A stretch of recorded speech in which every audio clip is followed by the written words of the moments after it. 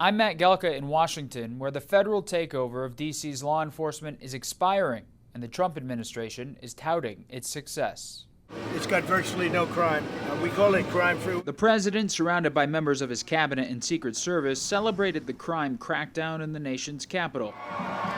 Stepping out to dinner near the White House the night before the 30-day federalization of D.C. law enforcement was set to expire. There have been a total of 2,177 arrests made since the start of the operation on August 7th. The latest stats as of Wednesday moved that number even higher after another night of federal and D.C. police cooperation. The 34-day period between August 7th and September 9th yielded almost 2,700 arrests, compared to around 2,500 arrests in the 34-day period prior to federal intervention. Violent crimes were down 17%, and property crimes were down 10%.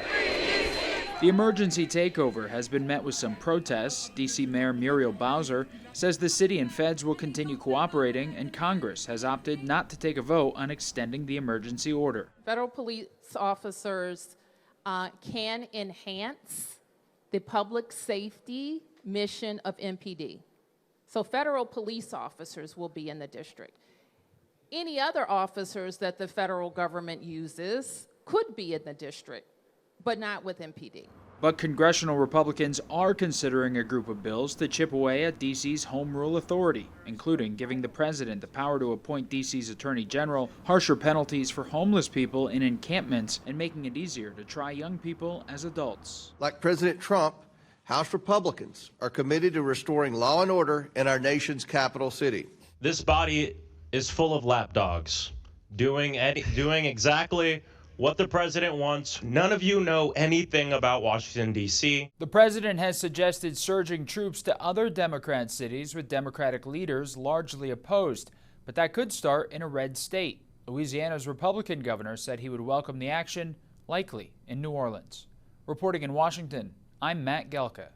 This morning in a big development on Capitol Hill, the House Oversight Committee has voted to advance 14 different bills that are aimed at rolling back D.C.'s autonomy. Straight out live, the 7 News reporter John Gonzalez outside of the Capitol this morning. And John, you've got reaction from D.C.'s shadow senator. That's right. Good morning, Adam. Washington's elected leaders are pushing back this morning after all 14 bills passed the House Oversight Committee here on Capitol Hill. These leaders warning Congress not to overstep, to stay in their lanes, if you will. Now, on the same day that President Trump's federal takeover of D.C. police expired, the Oversight Committee moved swiftly here. The package includes measures to reinstate cash bail, toughen sentencing laws, and allowing those 14 years of age and older to be tried as adults for certain offenses. Now, the hearing room was packed with D.C. residents who voiced their displeasure at times. D.C. Shadow Senator Paul Strauss pointed to the end of President Trump's 30-day crime emergency and police takeover, arguing that this is now the time to restore full local control, not strip it away. He talked to me last night and tells me this is a bad day for home rule.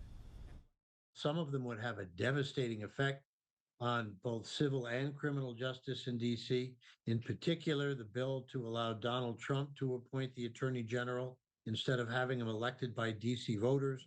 So the idea that Donald Trump would now handpick the D.C. government's civil attorney, as well as someone with prosecutorial authority, is a real conflict of interest and very frightening. Now, supporters of the measures here say Congress must act to rein in violent crime here in the city. House Speaker Mike Johnson could call a full House vote as early as today. If that were to happen and it passes, well, then the 14 bills move over to the Senate side, where this fight will continue.